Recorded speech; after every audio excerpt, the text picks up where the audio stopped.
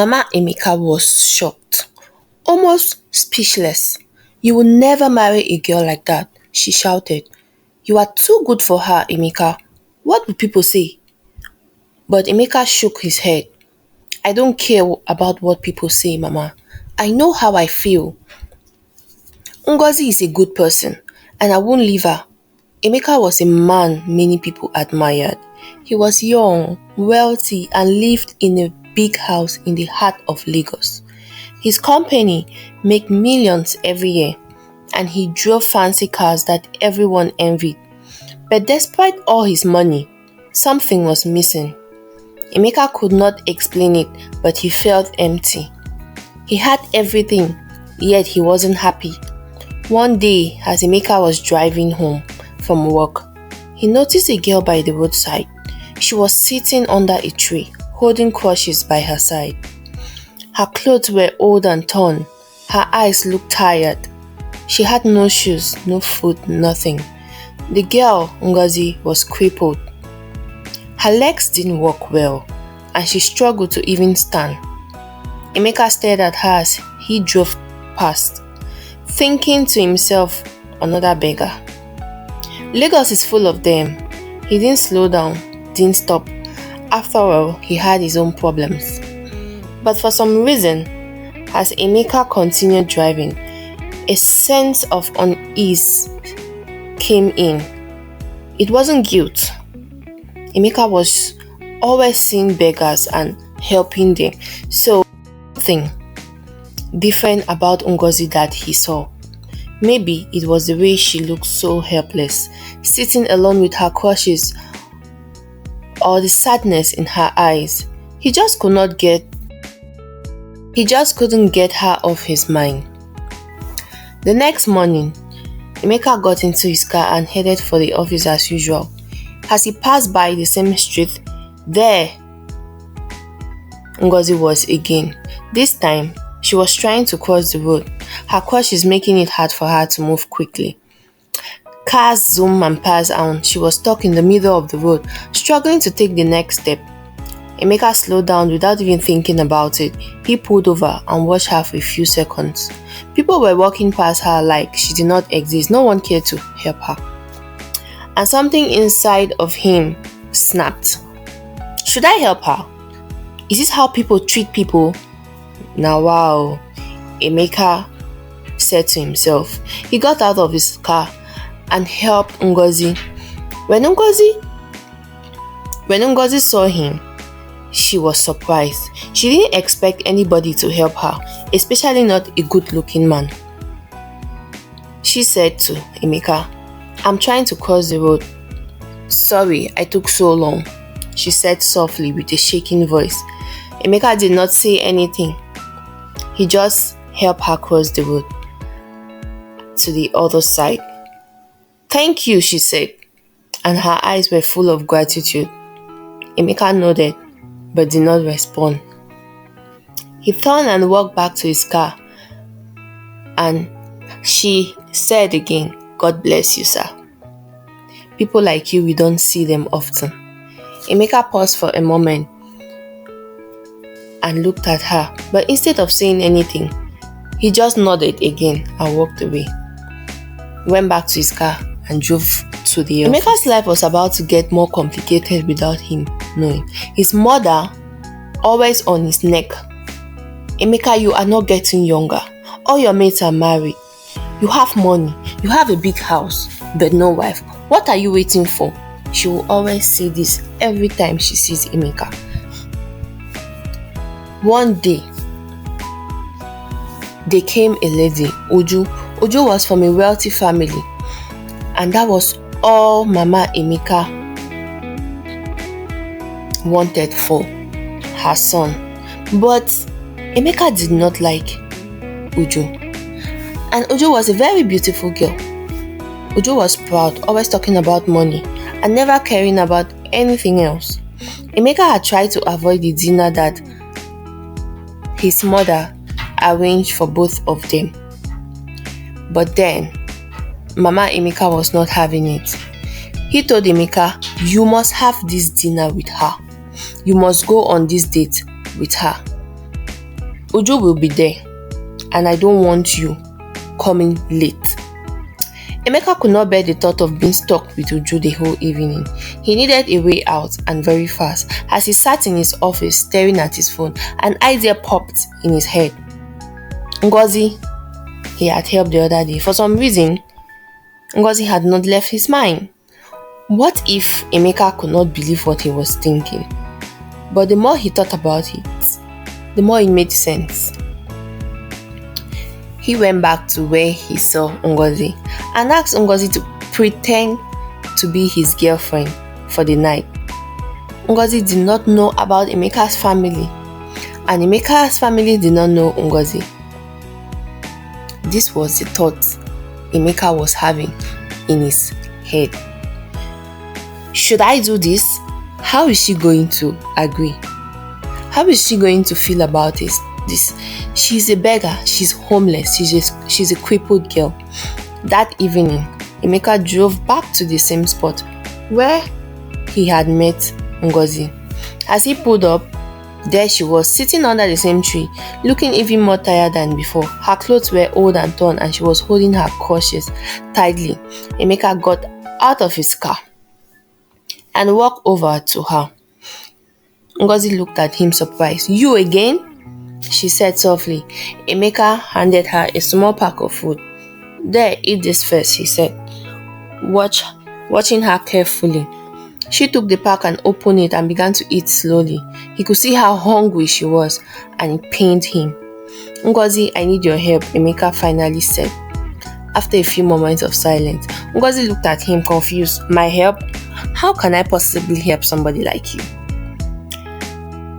Emeka sat down on the ground next to her, ignoring the strange people looking at him while they passed. So he went on. "It's somebody to pretend to be my girlfriend. I have a family dinner in a few days," he said. "My mother keeps pushing me to get married and invited this girl Uju I don't like. Just be my girlfriend for a night, and after you can go back to your life. I will pay you." Ngozi looked at him in shock. "You want me, a beggar, to pretend to be your girlfriend? But why?" Emeka looked into her eyes and said, "Because I know you won't ask for anything. You're not like others. You don't care about my money." Ngozi didn't know what to say at this point. This was the strangest thing anyone had ever asked her. But at the same time, she was hungry and she needed the money. Ngozi thought for herself. Should I say no? Emeka could see the doubt in her eyes. "Ngozi," he said, "I know it sounds crazy, but I will take care of you. You don't have to worry. It's just one night, and I will make sure you're comfortable." Ngozi took a deep breath. She was scared. She didn't know this man very well.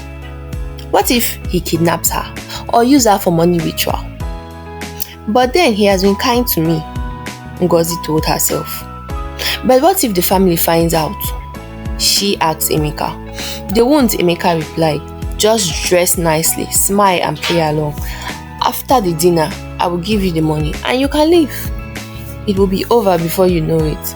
Ngozi looked at her crutches, feeling unsure. She had no other option. Slowly she nodded. "Okay, I will do it." Emeka smiled for the first time that evening. "Thank you, Ngozi. You won't regret this." Ngozi, unsure of what this was going to turn. She didn't know what she was getting herself into, but she had made her choice. Now, all she could do was hope that this strange deal would come out in her favor. The day of the dinner came. Emeka was nervous, though he tried not to show it. Earlier in the day, he took Ngozi to a hairdressing salon, then to a boutique.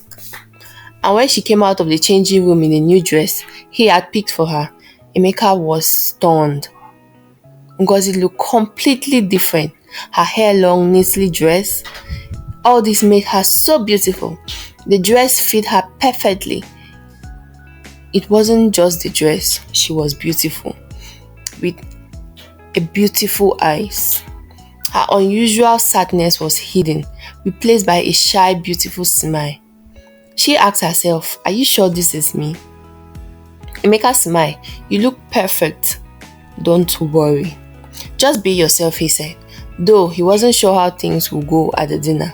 That evening, they arrived at the mother's house. The moment they walked into the grand living room, all eyes turned to them.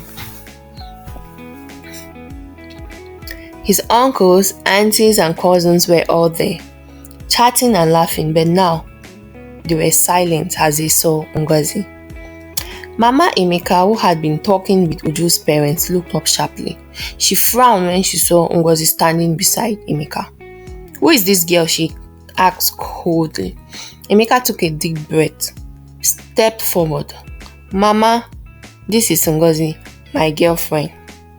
The room went completely quiet. Emeka's family members exchanged surprised glances, but before anyone could speak, Mama Emeka stood up. "Ngozi, From where? Where is she from?" she asked, her eyes narrowing as she looked Ngozi up and down. Ngozi was feeling nervous but tried to stay calm. "Evening, ma. Good. I am from Imo State," she said, her voice soft and steady. The room remained tense. Wasn't pleased. She had expected Uju, not some unknown girl. "I see," she said, her tone filled with suspicion. Younger sister, Chinaza, stood up. "Welcome, Ngozi. Come sit down, you look beautiful," she said with a warm smile, pulling Ngozi to sit beside her. The other family members slowly warmed up. They asked Ngozi simple questions about her background, and though she was nervous, she answered them honestly and carefully. She spoke simply, not trying to impress anyone. Soon they were chatting and laughing with her, as if she had been part of the family for years. But Mama Emeka sat quietly watching. Her face was still hard. She didn't trust Ngozi, just not yet. After the dinner, Emeka drove Ngozi back to her usual spot by the roadside. They sat in the car for a moment. Emeka handed her an envelope. "Here is the money I promised you. You did great tonight." Ngozi took the envelope slowly, but she didn't open it. She looked at Emeka and asked, "So this is goodbye?" Emeka paused. He thought this would be the end of their agreement, but something didn't feel right. "No," he said after a moment, "I'll see you again. I will bring more food tomorrow." Ngozi nodded and smiled softly, but she didn't say anything else. She got out of the car and disappeared into the night. As Emeka drove home, he couldn't stop thinking about her. Her smile, her kindness, the way she speaks. It was different. She wasn't like Uju or the other girls he had known. She didn't care about his money or his fancy lifestyle. She was real. Over the next few days, Emeka found herself driving to see Ngozi more often. Sometimes he bought her food. Other times, he just sat with her and talked. They talked about everything, their lives, their childhood, their Ngozi's dreams. Warm heart began to melt Emeka's cold heart. Ngozi too began to look forward to his visit. She had never imagined that someone like Emeka, a rich man, could care so much about her, a homeless girl with nothing. But Emeka was different. He wasn't just helping her out of pity, he was kind and he listened. He saw her as a person, not just a beggar on the street. One evening, as they sat in the car, Ngozi turned to Emeka and said, "Why are you still helping me? You've already done more than enough." Emeka smiled, looked out the window. "I don't know," he said. "Maybe because you make me feel like I'm not alone." Ngozi didn't know what to say. She felt the same way, but she was too afraid to admit it. As the day went on, Emeka realized something else. He didn't want Ngozi to just disappear from his life. But one thing was clear. There was no longer just a simple agreement. This was no longer just a simple agreement. Something real was going between them, and neither of them could deny it. Uju could feel something was wrong. The dinner hadn't gone the way she wanted, and Emeka had barely spoken to her since then. But it wasn't just the silence that bothered her. It was Ngozi. that strange girl who had appeared out of nowhere. Emeka seemed to be spending more and more time with her, and that made Uju furious. How can Emeka, a man of status, choose someone like that over me? She thought to herself angrily. One day, Uju decided to follow him. She needed to know what was going on, so she got into her car and quickly drove behind Emeka as he left for his office. Her heart raced with suspicion, and she held the steering tightly. Eventually, Emeka stopped near the familiar spot, the roadside where Ngozi usually sat. Uju parked a little far and watched. To her shock, she saw Emeka get out of his car and walk towards Ngozi. Uju's eyes widened as she saw him sitting with a homeless, crippled girl, talking and laughing like they were old friends. Is this a joke? Uju whispered to herself, her jealousy growing. How can he be spending time with a beggar? She watched a while longer, growing more and more upset. This was not just a game. Emeka actually cared about Nneka. How could someone like Emeka fall for a girl who had nothing? She couldn't let this go on. I will fix this, Uju muttered to herself, her mind already plotting how to ruin Ngozi's life. Uju didn't waste any time. The next day, she drove straight to Mama Emeka's house. The older woman welcomed her, but Uju could not see that Mama Chima was still upset about Ngozi. Good afternoon, Ma, Uju greeted. Uju, what brings you here? Mama Chima asked, sitting down with a sigh. I haven't been able to sleep since that dinner. Emeka has been acting strange. Uju leaned forward. I found out the truth about that girl.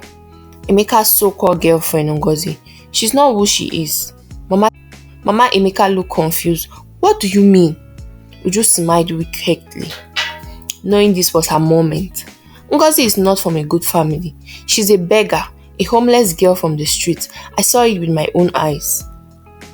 Ma, Emeka always visits her by the roadside like some sacred lover. Can you believe it? Mama Emeka's eyes widened in shock. What? Ngozi is a beggar. Has Chima been lying to me? Uju nodded, enjoying the moment. Yes, ma, he's hiding it from you. But I thought you deserved to know the truth.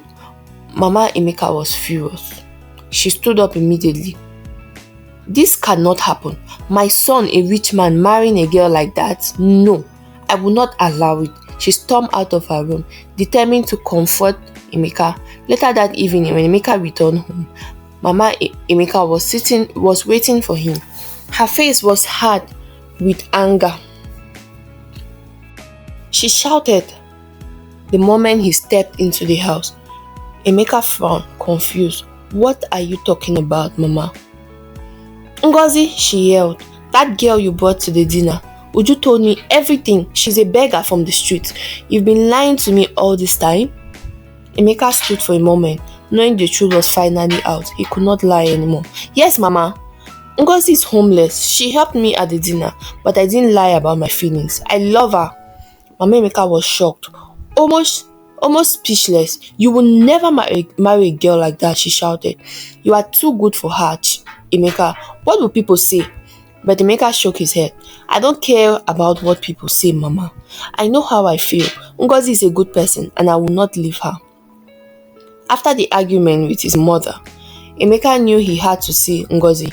He could not let her hear about this from someone else. That evening, he drove to her usual spot by the roadside. Ngozi was sitting there, looking up at the stars. When she saw Emeka, she smiled, but her smile faded when she saw the worried look on his face. What's wrong? She asked. Sensing that something had happened, Emeka sat beside her and took her hand. Ngozi, my mother found the truth. Uju told her everything about you. Ngozi's heart sank. I knew this would happen, she said softly. Your family will never accept me, Emeka. I'm just a homeless girl. I can't even walk properly. They will always see me as nothing. Emeka shook his head.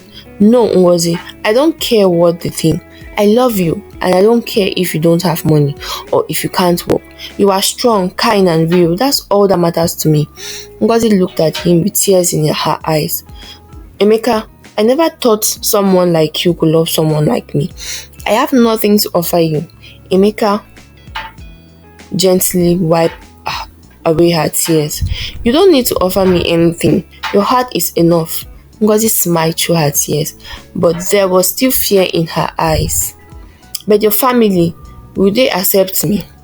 Emeka held her hand tightly. "I will fight for us, Ngozi. I will stand up to my family. I don't care what they say. You are the woman I want to be with." Ngozi looked up to her, her eyes filled with emotions she had never felt before. She had lived her life full of pain and rejection. Now, for the first time, someone was standing up for her. "I love you, Emeka," she whispered, finally letting the word out. Emeka smiled, feeling the weight lift from his chest. "I love you too, Ngozi, and I promise we will get through this together." Deep down, they both knew the road ahead won't be easy. The battle for their love was just beginning, and there were still many obstacles to overcome. Weeks passed, and despite the tension with his family, Emeka stood by Ngozi. No matter how hard things got, he never wavered. His brothers and sisters began to see what he saw in her. They noticed her kindness, her strength, and the way she made Emeka happy. Slowly, they accepted her. But Mama Emeka was still against the relationship. Every time Emeka visited her, she would bring it up. "Emeka, can't you see? This girl is not for you," Mama Emeka would say, shaking her head. "You deserve better. Someone like Uju, who comes from a good family, a wealthy family." Emeka remained calm but firm. "Mama, I've already made my choice. I love Ngozi and nothing will change that." Mama Emeka sighed. She couldn't understand why her son, a rich man with so many options, would choose a homeless, crippled girl. But she could see how serious he was. Meanwhile, Uju wasn't done with her tricks. One last time, she tried to spread lies about Ngozi. She told people that Ngozi was only using Emeka for his money, and she had secret past. "Don't trust that girl," Uju whispered to everyone who would listen. "She's hiding something." The rumor started to reach Emeka's ears, and some family members began to doubt Ngozi. But Emeka refused to be shaken. He confronted Uju directly. "Uju, stop this nonsense," Emeka said coldly. "I know what you're trying to do, and it will not work. You can say whatever you like, but Ngozi is the woman I love, and I won't let anyone ruin it." Uju, seeing that she had lost back off, her heart burned with anger. One morning, after the whole drama had calmed down, Emeka went to his mother's house again. This time, Mama Emeka was quiet, lost in her thoughts. She had heard from Emeka's siblings about how much Ngozi had changed his life, and how happy he was with her. "Emeka," Mama Chima said softly, "are you sure about this girl? Are you sure this is what you want?" Emeka smiled. "Yes, Mama. Ngozi has nothing to give me but her heart, and that's enough. I've never been this sure about anything in my life." Mama Emeka looked at her son for a long time. She could see the sincerity in his eyes, the love he had for Ngozi. Finally, with a deep breath, she nodded. "If she makes you happy, then I will support you." Chima's face lit up with joy. "Thank you, Mama. Thank you for understanding." Emeka's face lit up with joy. "Thank you, Mama. Thank you for understanding." Soon after, Emeka and Ngozi began to plan their wedding. Despite everything they had been through, their love grew stronger.